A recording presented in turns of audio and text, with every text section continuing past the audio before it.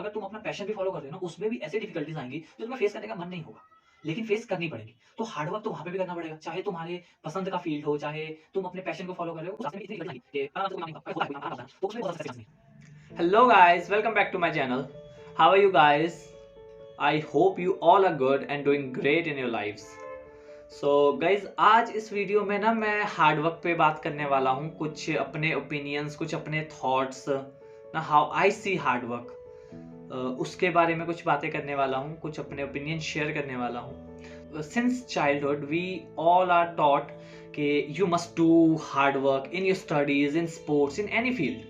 हमें किसी भी फील्ड में सक्सेसफुल होने के लिए हार्ड वर्क करने की जरूरत, but the question is it really important to do so much hard work? क्या इतना ज्यादा हार्ड वर्क करना जरूरी है?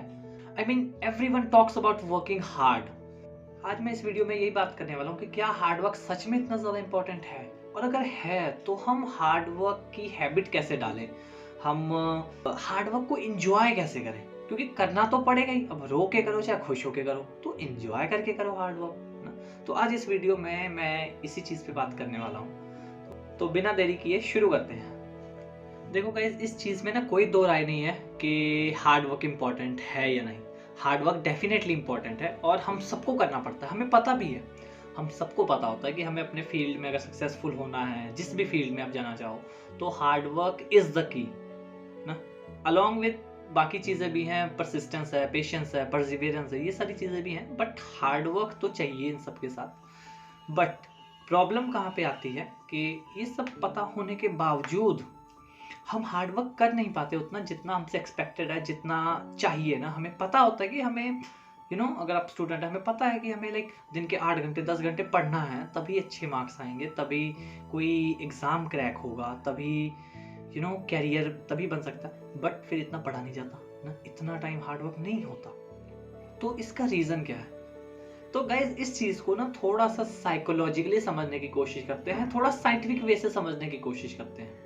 स्टार्ट करते हैं थोड़ा सा बिगिनिंग से।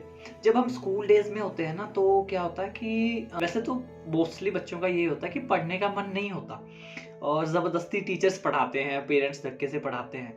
और ठीक है, हम लोग 8th 9th तक इतना ज़्यादा प्रेशर नहीं होता, इतना ज़्यादा हार्ड वर्क नहीं लगता होता। ये जो दो स्टेजेस है ना हमारी लाइफ के, 10th की बोर्ड्स एंड 12th की बोर्ड्स, मेरे को लगता है कि मोस्ट ऑफ द स्टूडेंट्स यहीं पे हार्ड वर्क करना सीखते हैं। लेकिन अब इसमें प्रॉब्लम क्या है?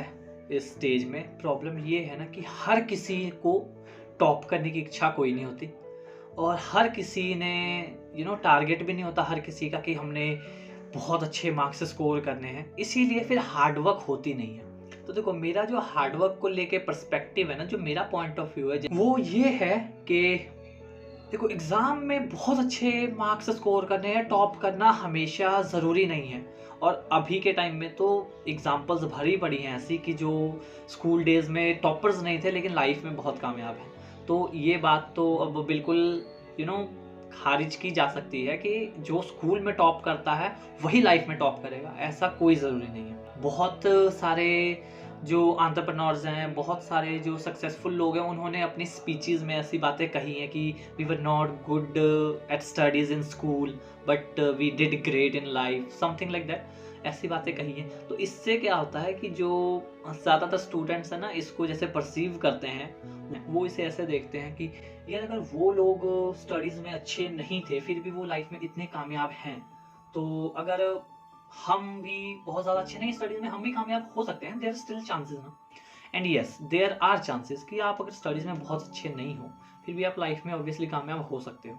लेकिन ये कोई रीज़न नहीं है कि हम अपनी स्टडीज़ में हार्ड वर्क ना करें, एफर्ट्स ना करें, या फिर जिस भी फील्ड में आप हो उसमें हार्ड वर्क ना करना कोई ऑप्शन नहीं है। देखो, हमारा ना इस चीज़ को लेके जो नज़रिया होता है ना, मेरे को लगता है वही गलत है। इस चीज़ को ना मैं ऐसे देखता हूँ कि देखो, हार्ड वर्क जो है ना यार, वो 1-2 दिन वाली चीज़ नहीं होती है, ये ना लाइफ लॉन्ग काम आती है। और हार्ड वर्क हमारा टैलेंट नहीं होता, ये गुण नहीं होता, ये एक हैबिट होती है, एक आदत होती है, और ये आदत ना डेवलप करनी पड़ती है। तो ये बहुत अच्छी चीज़ होगी कि अगर आप इसको स्टार्टिंग से समझ के हार्ड वर्क की हैबिट जो है स्टार्टिंग से डेवलप करना शुरू कर दो। अगर आप स्कूल डेज से ही आप वैसा काम अपने मन को समझा के कर पा रहे हो जो आपके इंटरेस्ट की नहीं है। क्योंकि लाइफ में क्या होता है ना, हमारे पास ऐसे चैलेंजेस आते हैं, लाइफ में हमें ऐसे सर्कमस्टांसेस फेस करनी पड़ती हैं जो हमें बहुत ज़्यादा पसंद नहीं होती हैं ना। लाइफ हमेशा ऐसे चैलेंजेस हमें देता है जो हमें बहुत ज़्यादा पसंद होते नहीं हैं, लेकिन फेस तो करना ही पड़ता है। तो इस चीज़ की अगर हैबिट डालनी है ना, तो हार्ड वर्क करने की हैबिट डालनी पड़ेगी। पता है क्यों? क्योंकि उससे क्या होता है ना, जब भी मतलब हमें कोई ऐसे चैलेंज मिलता है कि जो हमारे कंफर्ट लेवल से बाहर है, जो ईजिली हमसे नहीं हो रहा, और अगर हम अपने मन को समझा के फोर्सफुली ही, चाहे थोड़ा सा फोर्सफुली ही उसको ट्रेन करके, समझा के, मना के वो काम करते हैं ना, एक क्वालिटी डेवलप होती है हमारे अंदर, एक एक कॉन्फिडेंस डेवलप होता है कि हाँ यार, जो काम मतलब मेरे को बहुत डिफिकल्ट लगता था स्टार्टिंग में, अगर मैं चाहूँ तो मैं वो भी कर सकता हूँ। और ये कॉन्फिडेंस, ये क्वालिटी लाइफ में बहुत जगह पे चाहिए, मतलब ऑलमोस्ट पूरी लाइफ चाहिए ये क्वालिटी। क्योंकि हमारे पास ना हमेशा वैसी चीज़ें लाइफ में मिलेंगी नहीं यार कभी, जो तुम्हें अच्छी लगती हैं या जो तुम करना चाहते हो, हमेशा ऐसा नहीं होता है। चाहे अगर तुम अपना पैशन भी फॉलो कर रहे हो ना, उसमें भी ऐसी डिफिकल्टीज आएंगी जो तुम्हें फेस करने का मन नहीं होगा, लेकिन फेस करनी पड़ेंगी। तो हार्डवर्क तो वहाँ पे भी करना पड़ेगा, चाहे तुम्हारे पसंद का फील्ड हो, चाहे तुम अपने पैशन को फॉलो कर रहे हो, उस रास्ते में भी इतनी डिफिकल्टीज आएंगी कि आराम आराम से तो कोई काम नहीं होता। अगर होता है कोई काम आराम का होता है ना, तो उसमें फिर बहुत ज़्यादा सक्सेस के चांसेस नहीं है। अगर कभी लाइफ में लगे ना कि सब कुछ सही चल रहा है, सब कुछ ओके है, स्मूथ चल रही है लाइफ, तो समझ लेना कि कुछ ना कुछ तो गड़बड़ चल रही है।